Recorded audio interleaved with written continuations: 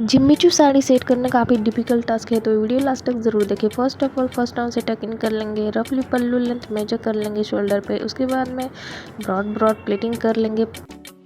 इस तरह से सभी सेंटर प्लेट बनाएंगे। उसको गैदर करते एक सेफ्टी पिन से साड़ी में टक इन कर लेंगे। उसके बाद में हम पल्लू का पोर्शन बनाएंगे। पल्लू की बॉर्डर होने के कारण ये जल्दी सेट हो जाएगा। एंड देन बचा हुआ साइड में जो फैब्रिक है उसको हम ट्विस्ट करते हुए टक इन कर लेंगे। ऐसा हमारा लुक दिखेगा।